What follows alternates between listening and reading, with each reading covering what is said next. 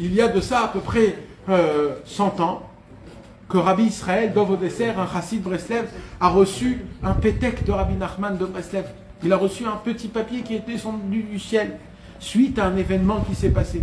Et Rabbi Israël, il a reçu une nouvelle facette, une lettre qui a été écrite par Rabbi Nachman de Breslev, où Rabbi Nachman, il signe son nom d'une façon et d'une manière qui est très originelle. C'est quoi? De manière de Nachma, Nachman, Meuman.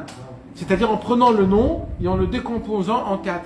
C'est un secret Mekoubal qui est écrit dans le Zohar, etc., qui a une notion qui est énorme où on peut écrire des centaines de livres à ce sujet-là. Et maintenant, on va parler dans le sens simple. Il dit Rabbi Israël, quand on chante le Nachma avec Be'emouna, juste avec de la foi, qu'en chantant le nom du tzaddik, qu'est-ce qui se passe? On réveille tout ce que le tzaddik a fait de son époque à lui. Donc quand on appelle Rabbi Nachman, on réveille tout ce que Rabbi Nachman il a fait de son vivant. Donc à ce moment-là, il y a une grande bonté qui se réveille dans le monde. Et il dit maintenant, quand tu prends le nom dans la Torah 67 de la deuxième partie, quand tu prends le nom du tzaddik et que tu l'agrandis, pas juste Nachman, mais Nachma, c'est qu'est-ce qui se passe? Tu agrandis tout ce qu'il a fait encore plus. Agdalat Shema Tzadik, le nom du tzaddik qui grandit.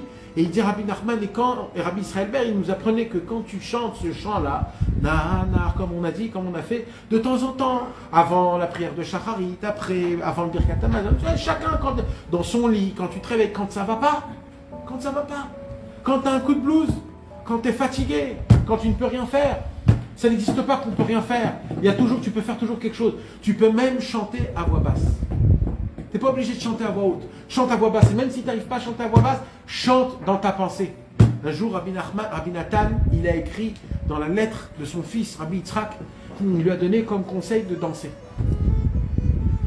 Rabbi Yitzhak, il lui envoie une lettre, il lui dit, papa, je crois que tu n'as pas compris ce que je suis en train de te dire. Je ne peux pas danser. Même si je veux, je ne suis pas du tout dans la morale de danser. Je ne peux pas. Je peux pas. Ne me demande pas de danser. Alors il lui a renvoyé une lettre. Il lui a dit, tu peux danser dans ta tête. Ben alors danse dans ta tête. C'est aussi quelque chose.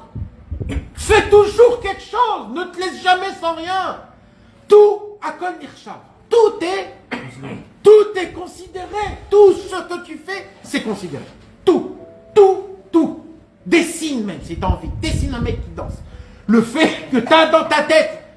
Non mais comme ça il lui a dit, imagine-toi que tu danses, ferme tes yeux, vois-toi dans un mariage, en train de danser, tu verras comment déjà ça te met une autre, tout de suite, ça te met une autre